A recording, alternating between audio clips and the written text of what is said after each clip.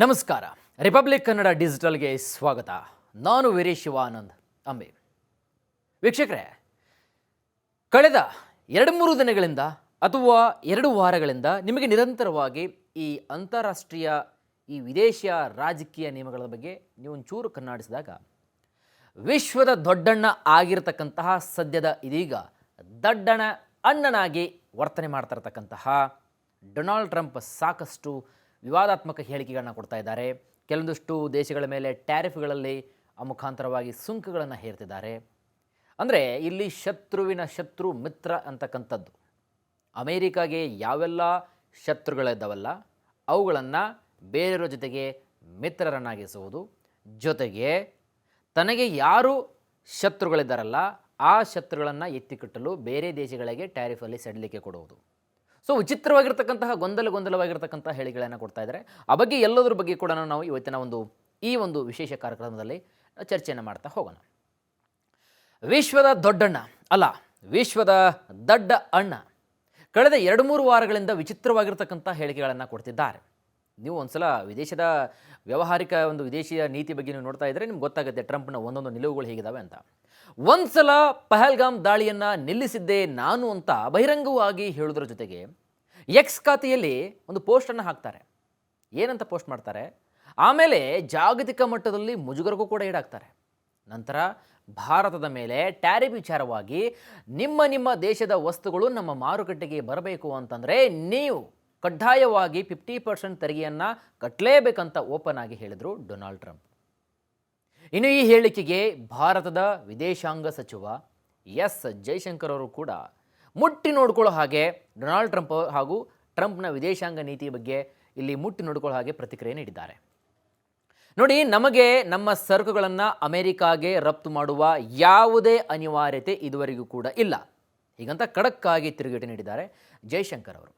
ಇನ್ನು ಇದೆಲ್ಲದರ ನಡುವೆ ಅತ್ತ ಪ್ರಧಾನಿ ಮೋದಿ ಕೂಡ ಶಾಂಘೈ ಸಹಕಾರದ ಒಂದು ಒಕ್ಕೂಟದ ಶೃಂಗಸಭೆಯಲ್ಲಿ ಭಾಗವಹಿಸಲು ಚೀನಾದ ಕಳೆದ 2-3 ವಾರಗಳ ಹಿಂದೆ ಚೀನಾದ ಟಿಯಾನ್ಜಿನ್ ನಗರಕ್ಕೆ ಹೋಗಿದ್ರು. ನಿಮ್ಗೆ ಗೊತ್ತಿರತಕ್ಕಂಥ ವಿಷಯ. ಅಲ್ಲಿ ಗಲ್ವಾನ್ ಘರ್ಷಣೆ ಬಳಿಕ ಹದಗೆಟ್ಟು ಹೋಗಿರ್ತಕ್ಕಂತಹ ಡ್ರ್ಯಾಗನ್ ರಾಷ್ಟ್ರ ಚೀನಾ ಹಾಗೂ ಭಾರತ ಉಭಯ ದೇಶಗಳ ನಡುವಿನ ಒಂದು ರಾಜತಾಂತ್ರಿಕ ಸಂಬಂಧದ ಸುಧಾರಣೆಗಾಗಿ ಈ ಮಹತ್ವವಾಗಿರ್ತಕ್ಕಂತಹ ಭೇಟಿ ಇತ್ತು. ಹಾಗಾಗಿ ಒಂದು ಸುಧಾರಣೆ ಕಾಣ್ತಾ ಇದ್ದು ಪ್ರಧಾನಿ ನರೇಂದ್ರ ಮೋದಿಯವರ ಚೀನಾ ಭೇಟಿ ಈ ದ್ವಿಪಕ್ಷೀಯ ಮಾತುಕತೆ ಇದೆಯಲ್ಲ ಅತ್ಯಂತ ಯಶಸ್ವಿಯಾಗಿದೆ. ಯಾಕಂದರೆ ಪ್ರಧಾನಿ ನರೇಂದ್ರ ಮೋದಿಯವರು ಬರೋಬ್ಬರಿ 1 ಅಲ್ಲ 2 ಅಲ್ಲ 7 ವರ್ಷಗಳ ಬಳಿಕ ಡ್ರ್ಯಾಗನ್ ರಾಷ್ಟ್ರ ಚೀನಾ ಭೇಟಿ ನೀಡಿದರು. ಇನ್ನು ಈ ದೇಶದ ಅಧ್ಯಕ್ಷ ಕ್ಸಿ ಜಿನ್ಪಿಂಗ್ ಜೊತೆಗೆ ಮಹತ್ವದ ಮಾತುಕತೆಯನ್ನು ಕೂಡ ನಡೆಸಿದರು. ಯಾವಾಗ ಈ ಸುದ್ದಿ ನಮ್ಮ ದೊಡ್ಡಣ್ಣ ವಿಚಿತ್ರವಾಗಿರ್ತಕ್ಕಂಥ ಹೇಳಿಕೆ ಕೊಡ್ತಿದ್ದಲ್ಲ ಟ್ರಂಪ್ಗೆ ಗೊತ್ತಾಯಿತು ನೋಡಿ, ಆಗ ಚೀನಾದ ವಿರುದ್ಧ ಕೆಂಡಕಾರಿ ಭಾರತದ ಮೇಲೆ ಅನುಕಂಪ ಧೋರಣೆಯನ್ನು ತೋರಿಸಲಿಕ್ಕೆ ಮುಂದಾದರು ಟ್ರಂಪ್. ಯಾಕೆ ಗೊತ್ತಾ? ಇಲ್ಲಿ ಒಂದು ಸ್ವಲ್ಪ ಟ್ವಿಸ್ಟ್ ಇದೆ. ಈ ಬಗ್ಗೆ ಟ್ರಂಪ್ ತಮ್ಮ ಸಾಮಾಜಿಕ ಖಾತೆ ಎಕ್ಸ್ ಖಾತೆಯಲ್ಲಿ ಬರೀತಾರೆ ನೋಡಿ, ಭಾರತ ಮತ್ತು ಅಮೆರಿಕ ನಡುವೆ ಒಂದು ಉತ್ತಮವಾದಂತಹ ಸಂಬಂಧವಿದೆ. ನಾವು ಭಾರತದ ಸ್ನೇಹ ಹಾಗೂ ಸಂಬಂಧವನ್ನು ಕಟ್ ಮಾಡಿಕೊಳ್ಳಲ್ಲ, ಈಗಲೂ ಕೂಡ ನಾವು ಕಟ್ ಮಾಡಿಕೊಳ್ಳಕ್ಕೆ ನಾವು ಆಸೆ ಪಡಲ್ಲ ಅಂತ ಹೇಳಿದರು. ಮತ್ತೊಂದು ಕಡೆಗೆ ಇದೇ ಡ್ರ್ಯಾಗನ್ ರಾಷ್ಟ್ರ ಚೀನಾಕ್ಕೆ 1 ಅಲ್ಲ 2 ಅಲ್ಲ 50 ಅಲ್ಲ 100ರಷ್ಟು ತೆರಿಗೆಯನ್ನು ನೀವು ಕೊಡಲೇಬೇಕು ಅಂತಕ್ಕಂತಹ ಕಡ್ಡಾಯದ ಒಂದು ವಿಧಿಯನ್ನು ವಿಧಿಸುವುದಾಗಿ ಕೂಡ ಹೇಳಿದ್ದಾರೆ ಟ್ರಂಪ್. ಆದರೆ ಈಗ ನೋಡಿದರೆ ಟ್ರಂಪ್ ಇದೀಗ ಮತ್ತೆ ತನ್ನ ವರಸೆಯನ್ನು ಬದಲಾಯಿಸಿದ್ದು ಮುಂದಿನ ದಿನಗಳಲ್ಲಿ ಯಾವ ರೀತಿ ಆಗ್ತಾ ಇದೆ ಅಂತಂದರೆ ಭಾರತಕ್ಕೆ ಕಷ್ಟದ ದಿನಗಳು ಎದುರು ಆಗುತ್ತೆ ಅಂತಕ್ಕಂತಹ ಕಡಾಖಂಡಿತ ಮಾತನ್ನು ಕಡ್ಡಿ ತುಂಡು ಮಾಡಿದ ಹಾಗೆ ಹೇಳಿದ್ದಾರೆ. ಜೊತೆಗೆ ಸುಂಕಗಳ ಕುರಿತು ಭಾರತ ಮತ್ತು US ನಡುವಿನ ಕಿತ್ತಾಟ ಯಾವ ರೀತಿಯಾಗಿದೆ ಅಂತಂದರೆ ಯಾವುದೇ ರಾಷ್ಟ್ರಗಳು ಕೂಡ ಮದ್ಯವನ್ನು ಪ್ರವೇಶ ಮಾಡಿದರೂ ಕೂಡ ಆ ಒಂದು ನಾಯಕರ ಮಾತಿಗೆ ಮುಲಾಜಿಲ್ಲದೆ ಟ್ರಂಪ್ ಅವರು ತಮ್ಮದೇ ಆಗಿರತಕ್ಕಂತಹ ಸರ್ವಾಧಿಕಾರತ್ವದ ಹೇಳಿಕೆಗಳನ್ನು ಕೊಡ್ತಾ ಬಂದಿದ್ದಾರೆ. ನಿರಂತರವಾಗಿ ಕಿತ್ತಾಟ ನಡೀತಾನೇ ಇದೆ, ಅದು ನಿಮಗೂ ಕೂಡ ಗೊತ್ತಿರತಕ್ಕಂತಹ ಸಂಗತಿ. ಇರಲಿ, ಓಕೆ. ಇಲ್ಲಿ ಡೊನಾಲ್ಡ್ ಟ್ರಂಪ್ ಭಾರತದ ಮೇಲೆ 50% ಬೃಹತ್ ಸುಂಕವನ್ನು ವಿಧಿಸ್ತಾ ಇದ್ದಾರೆ. ಈಗ US ವಾಣಿಜ್ಯ ಸಚಿವ ಹೊವಾರ್ಡ್ ಲುಕ್ನಿಕ್ ಅವರು ಏನು ಮಾಡ್ತಿದ್ದಾರೆ ಅಂತಂದರೆ ಭಾರತ 1.4 ಬಿಲಿಯನ್ ಜನರನ್ನು ಹೊಂದಿದೆ. ಭಾರತ ದೇಶ 1.4 ಜನರನ್ನು ಹೊಂದಿದೆ. ಆದರೆ ನಮ್ಮ ದೇಶದಿಂದ US ನಿಂದ ಕನಿಷ್ಠ ಪ್ರಮಾಣದ ಜೋಳವನ್ನು ಸಹ ನೀವು ಖರೀದಿಸ್ತಾ ಇಲ್ಲಲ್ಲ, ಯಾಕೆ ಅಂತಕ್ಕಂತಹ ಒಂದು ಹೇಳಿಕೆಗಳನ್ನು ಒತ್ತಿ ಒತ್ತಿ ಹೇಳಿದ್ದಾರೆ ಸಭೆಯಲ್ಲಿ. ಈ ಭಾರತ, ಕೆನಡಾ ಮತ್ತು ಬ್ರೆಜಿಲ್ನಂತಹ ಪ್ರಮುಖ ಮಿತ್ರ ರಾಷ್ಟ್ರಗಳೊಂದಿಗಿದೆಯಲ್ಲ, ಇಲ್ಲಿ ಅಮೆರಿಕ ಅತ್ಯಂತ ಮೌಲ್ಯಯುತವಾದಂತಹ ಸಂಬಂಧಗಳನ್ನು ಈ ದೇಶಗಳ ಮೇಲೆ ವಿಧಿಸಲಾದಂತಹ ಟ್ಯಾರಿಫ್ ಈ ಮೂಲಕ ದುರುಪಯೋಗಪಡಿಸಿಕೊಳ್ತಾ ಇದೆಯಾ ಎಂಬ ಒಂದು ಬಲವಾದ ಪ್ರಶ್ನೆಗೆ ಉತ್ತರವನ್ನು ಕೊಟ್ಟಿದ್ದಾರೆ. US ವಾಣಿಜ್ಯ ಸಚಿವ ಹೊವಾರ್ಡ್ ಅವರು ಮತ್ತೆ ಹೇಳ್ತಾರೆ, ಈ ಸಂಬಂಧಗಳು ಏಕಪಕ್ಷೀಯವಾಗಿವೆ, ಇದರಲ್ಲಿ ಯಾವುದೇ ಡೌಟ್ ಬೇಡ. ಅವರು ನಮಗೆ ಮಾರಾಟ ಮಾಡ್ತಾರೆ ಮತ್ತು ನಮ್ಮನ್ನು ಶೋಷಣೆಗೆ ಒಳಪಡಿಸ್ತಾರೆ.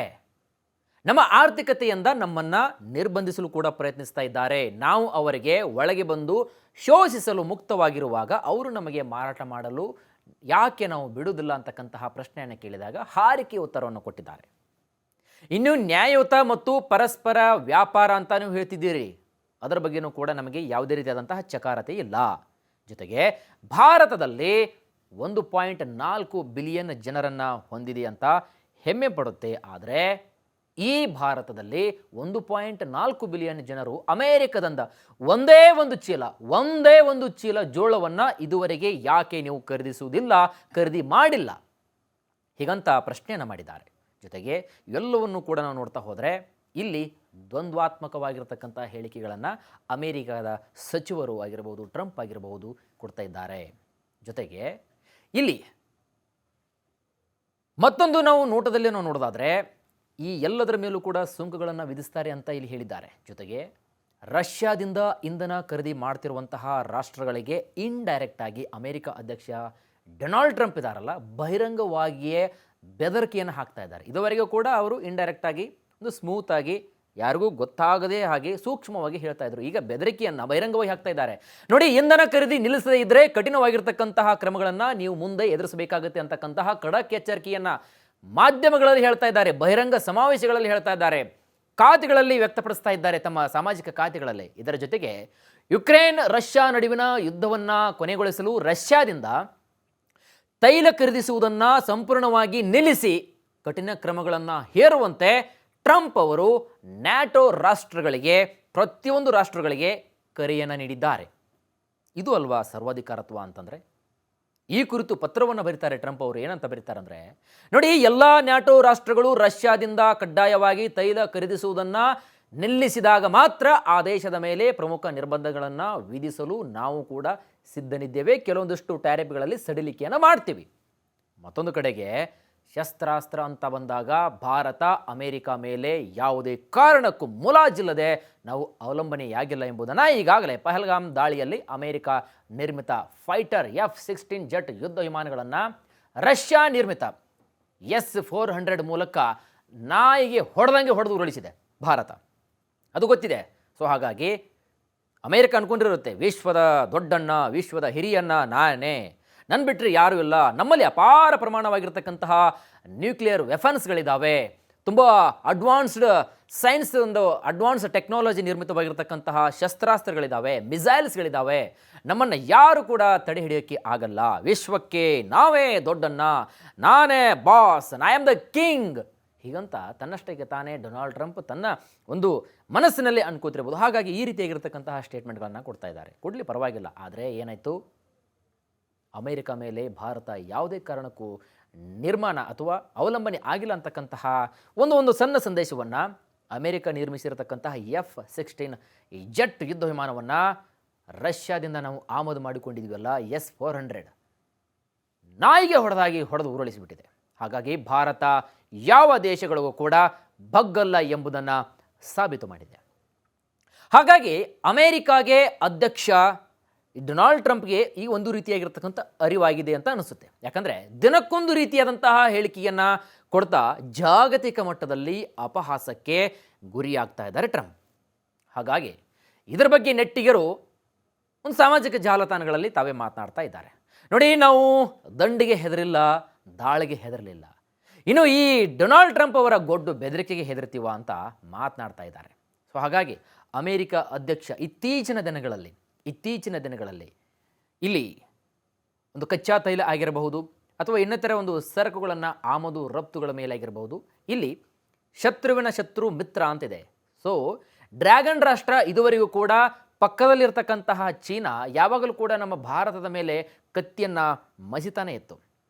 ಯಾವಾಗ 7 ವರ್ಷಗಳ ಬಳಿಕ ಭಾರತ ಒಬ್ಬ ನಾಯಕ, ಭಾರತದ ನಾಯಕ ಮೋದಿಯವರು ಯಾವಾಗ ಡ್ರ್ಯಾಗನ್ ರಾಷ್ಟ್ರದಲ್ಲಿ ಕಾಲಿಟ್ರೋ ಆವಾಗ ನೋಡಿ ಅಲ್ಲಿ ಅಧ್ಯಕ್ಷ ಜಿಂಗ್ಪಿಂಗ್ ಅವರು ಏನು ಹೇಳ್ತಾರೆ ಅಂತಂದರೆ, ನಾವು ಭಾರತದೊಂದಿಗೆ ಸೌಹಾರ್ದಯುತವಾದಂತಹ ಶಾಂತಿ ಹಾಗೂ ಒಂದು ಉತ್ತಮವಾದಂತಹ ಸಂಬಂಧವನ್ನು, ಸ್ನೇಹಮಯವಾದಂತಹ ಒಂದು ಸಂಬಂಧವನ್ನು ಜಾಗತಿಕ ಮಟ್ಟದಲ್ಲಿ ನಾವು ಪಸರಿಸಲಿಕ್ಕೆ ನಾವು ತಯಾರಿದ್ದೇವೆ.